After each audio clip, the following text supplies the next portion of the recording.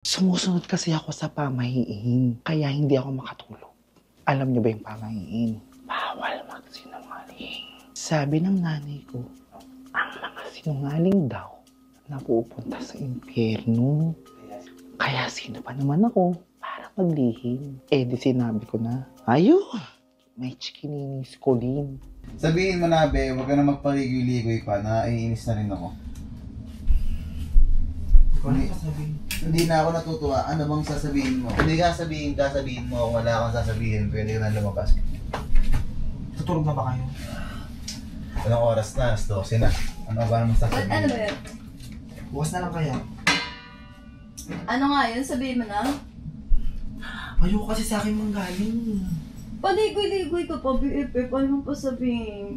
Matutulog na kami. Hindi kasi napakaramdam ko. Ano ba?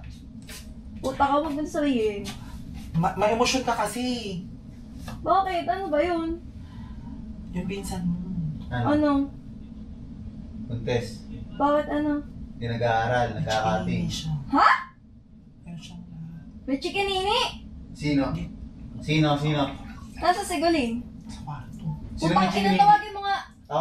Ako na. Tawagin mo nga yun. Namu, aangayin nyo pa, kakasabi ko lang. Tawagin nyo! Natutulog nga si Wolfie! Tawagin nyo! Palapitin nyo dito! Ako na. Puta ako na. Tawagin mo! Sigulin, teka lang.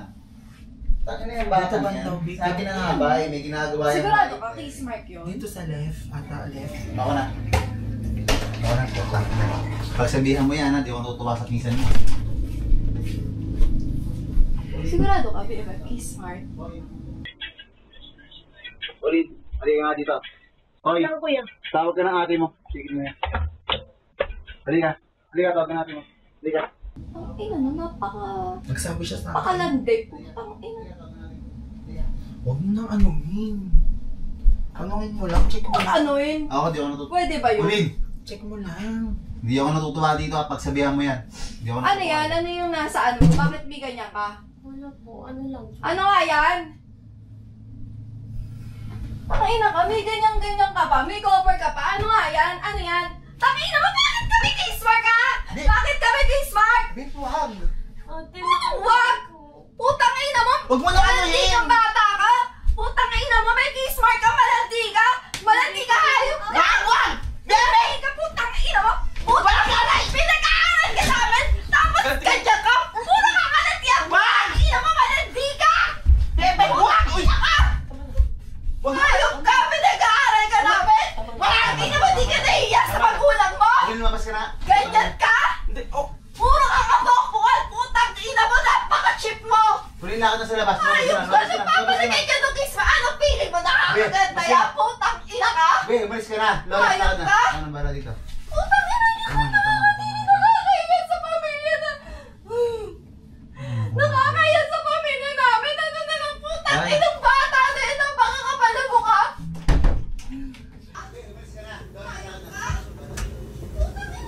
Nakakaya sa pamilya na... Nakakaya sa pamilya namin! Ano na lang putang inang bata na ito! Baka kapal na mukha! Kailangan. Ano ba yun? Bakit? Daddy! Ano, nakita mo meron nga. Meron nakakahiya! Nakakahiya na kung sasabihin ng magulang yun sa akin. Ay, naku, putang inang pinsan mo. Sakit talaga sa ulo. Tama na. Oo! Tama na, ay, hindi pa magandang Puntahan mo nga! ano, Kung sabi mo, Oo na, huminahon ka muna. Huminahon ka muna, ha? naglagay ng kiss mark doon! Huminahon ka nga muna. Ako nang bahala. Kaya nga, huminahon ka nga muna. Hindi ko nga alam na may jowa yan! Ako na ang bahala, huminahon ka. Eh baka putang ina gusto magtrabaho sa club! Baka gusto Minaw ka magpokpok muna. na lang! Para magkapera! Diyan ka na muna. Ako na munang bahala, ha? Ang ina, wag mo na pag-aralin yun! Magpokpok ka na lang! Ako muna bahala. Ano putang ina mo? Gusto mo magtrabaho ka na lang sa club? Ha? Mag-club ka na lang putang ina mo! Total! Pokpok ka naman eh! Ha? May kiss mark ka! Lawrence, Cheap sarado mo mo! na yan. Sobrang cheap!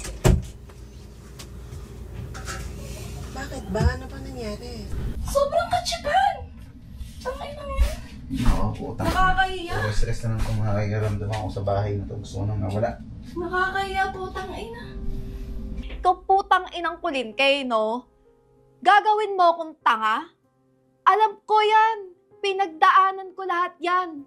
Lahat ng ginagawa mo, nagawa ko na yan. Talandi kang babae kang hayop ka? Magpapalagay ka ng kiss mark? Ano ka? Pok-pok chip! Sobrang kachipan yan. Sa tinanda-tanda ko nito, never ako nagkaroon ng kiss mark dahil kachipan yan. Hindi yan nakaka-proud, hindi yan nakakaganda. Kaya yung ganyang galawan mong kachipan, tigilan mo yung kulin. Tinutulungan kita para matupad mo yung mga pangarap mo sa buhay, pero anong ginagawa mo? Sinasayang mo lahat ng tinutulong namin sa'yo ng kuya mo? Inaayos ko yung buhay mo, halos maghiwalay na kami mag-asawa dahil sa'yo? Tapos ganyan lang igaganti mo? Di ba? Kaya ka nandito para tuparin yung mga pangarap mo. Tutulungan kita. Pero anong ginagawa mo? Ano nang sasabihin sa akin ng mga magulang mo? Ano, kinukusinti kita? Sa totoo lang, naiintindihan ko naman kung di ka magtitino agad eh. Kasi ganyang edad talaga nagre-rebeldo. Pero putang ina, respetuhin mo naman yung sarili mo. Dahil ikaw lang kaya magbigay sa sarili mo nung kahit ikaw, mahalin mo yung sarili mo. Bigyan mo ng pagmamahal yung sarili mo, ingatan mo yung sarili mo, ingatan mo yung pagkababae mo, huwag kang maging pariwara, rebelde. Alam ko at tanggap ko sa sarili ko na nalagyan ako ng chikinini. Pero ate, hindi naman tama yung saktan mo agad ako. Makikinig naman ako sa'yo eh. Alam ko naman eh. At tanggap ko sa sarili ko na maling nalagyan ako nito. Pero yung sinaktan mo ako, ganun ba yung pamamaraan mo ng pagdisiplina? Pwede mo naman po akong kausapin eh. Makikinig naman po ako. Pati ba naman ikaw, sasaktan mo ako? Sa bahay nga, sinasaktan ako. Kaya nga ako sumama sa'yo, di ba? Kasi sabi mo, hindi mo ipaparanas sa akin yung pananakit na ginagawa sa bahay sa akin dati. Alam ko namang mali ako eh. Sana ate, tinama mo na lang ako. Hindi yung sasaktan mo ko sa harap nila.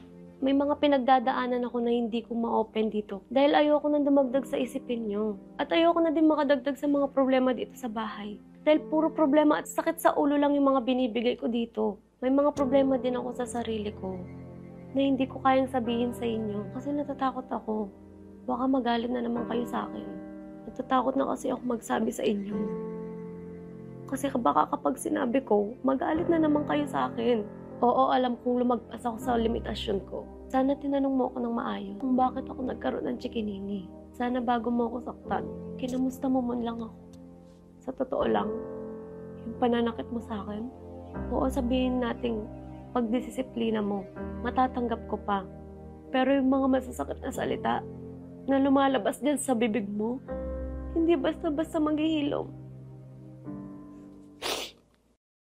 Noong mga panahon na to, gusto ko rin siyempre magalit kay Golin. Kasi bilang isang kuya niya, sobrang mali nung ginawa niya, lalo na babae siya. Pero ayoko maramdaman ni Golin na wala siyang kakampi dito. Kaya kahit galit na galit ako, kahit gusto ko siyang sampalin, nagpipigil ako. Dahil ayoko maramdaman ng bata na pinagtutulungan siya. Ayoko maramdaman ng bata na lahat kami nagkampi-kampi tapos lahat kami against sa kanya. Kahit alam kong walang tama sa ginawa mo, Golin, paparamdam ko pa rin sa'yo na uwi mo ako papayuhan.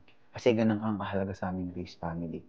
And para sa lahat ng mga nanonood, mga kababae, mga kalalaki, please lang, i-appreciate nyo naman yung magulang nyo.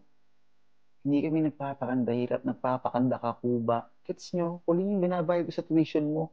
Alam mo ba, pinaghihirapan ko yan, pinagtatrabahuhan ko yan. Ba't ngayon yung mga kabataan ngayon, ano bang akala nyo? Pag may chikinini, astig, nakasunod ka sa trend. Parang, uy, ang angas si ganito, nalagyan ng chikinini. Utang ina nyo. Tama ba kayong lahat? Ano ba mapapala niya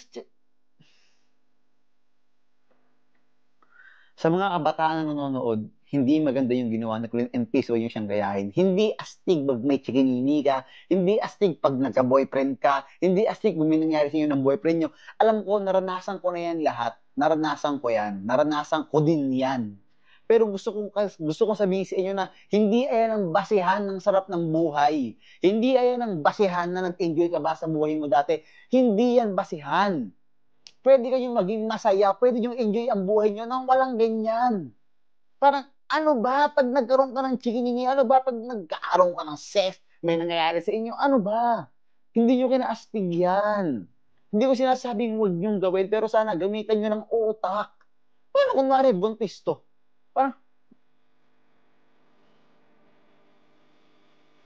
Hindi kami nagkulang sa'yo kunin sa pagdidisiplina. Bata pa man si Wal, pero ngayon nararamdaman ko na yung stress sa pagiging magulang.